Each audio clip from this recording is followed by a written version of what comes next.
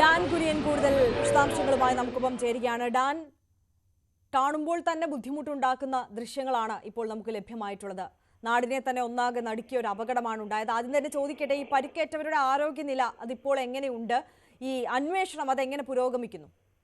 ആര്യ, 4 പേർക്കാണ് ഗുരുതരമായി പരിക്കേറ്റത്. ആകെ 5 പേരെയാണ് ഈ വാഹനം ഇടിച്ചു തെറിപ്പിച്ചത്. അതിൽ 3 പേർ ജനറൽ ആശുപത്രിക്ക് സമീപം ഓട്ടോ ഓടിക്കുന്ന ഓട്ടോറിക്ഷ തൊഴിലാളികളാണ്. അതിൽ ഒരാളുടെ നില ഗുരുതരമാണ്.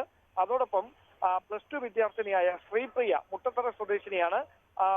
ശ്രീപ്രിയ അതുവഴി നടന്നു വരുമ്പോഴാണ് ഈ അപകടം ഉണ്ടാകുന്നത്.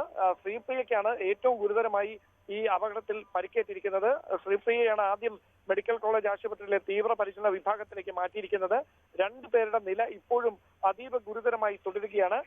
മറ്റുള്ളവർക്ക് അവർ അപകടനില തരണം ചെയ്തിട്ടുണ്ട് എന്നാണ് ആശുപത്രി അധികൃതരും പോലീസും നൽകുന്ന വിവരം. ഞെട്ടിക്കുന്ന ദൃശ്യങ്ങളാണ് ഇപ്പോൾ പുറത്തു വന്നിരിക്കുന്നത്. അതായത് പാറ്റൂർ ഭാഗത്തു നിന്ന് വാഹനം ഇത് ഓടിച്ച് പഠിപ്പിക്കുകയായിരുന്നു എന്നാണ് വാഹനത്തിന്റെ ഉടമ പോലീസിന് നൽകിയിരിക്കുന്ന മൊഴി. വട്ടിയൂർക്കാവ് സ്വദേശിയുടേതാണ് വാഹനം. അങ്ങനെ വരുന്നതിനിടയിൽ ജനറൽ ആശുപത്രിക്ക് സമീപത്ത് എത്തിയപ്പോൾ ബ്രേക്കിൽ ചവിട്ടുന്നതിന് പകരം ആക്സിലേറ്ററിൽ കാല് കുടുങ്ങുകയും അങ്ങനെ വാഹനം അമിത വേഗത്തിൽ ഈ ജനറൽ ആശുപത്രിയുടെ ഇടതുവശത്തായിട്ടുള്ള ഈ ക്രോസ് ബാരിയറിന്റെ മുകളിലേക്ക് ഇടിച്ചു കയറുകയുമായിരുന്നു.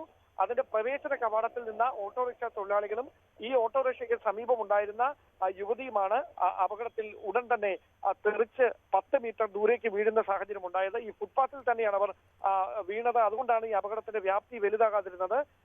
പക്ഷേ രക്തം തലയിൽ നിന്ന് ഒരുപാട് വാർന്നു പോയ നിലയിലാണ് അവരെ ആദ്യം ജനറൽ ആശുപത്രിയിൽ എത്തിച്ചത്. അതുകൊണ്ട് തന്നെയാണ് അവിടെ നിന്ന് പിന്നീട് തീവ്രപരിചരണ വിഭാഗത്തിലേക്ക്, മെഡിക്കൽ കോളേജ് ആശുപത്രിയിലേക്ക് മാറ്റേണ്ട ഒരു സാഹചര്യം ഉണ്ടായത്. പക്ഷേ 2 പേരുടെ കാര്യത്തിൽ ഇപ്പോഴും ഒരു ആശങ്കാജനകമായ സാഹചര്യം തന്നെ നിലനിൽക്കുകയാണ്.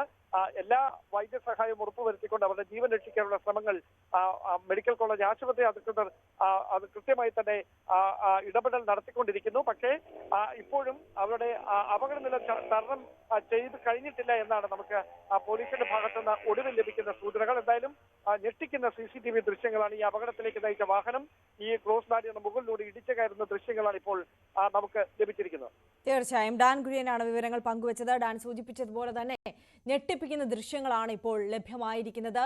അപകടത്തിൽ 4 പേർക്കാണ് പരിക്കേറ്റത്. അതിൽ 2 പേരുടെ ആരോഗ്യനില അതീവ ഗുരുതരമായി തുടരുന്നു എന്നതാണ് ആശങ്കപ്പെടുത്തുന്ന കാര്യം.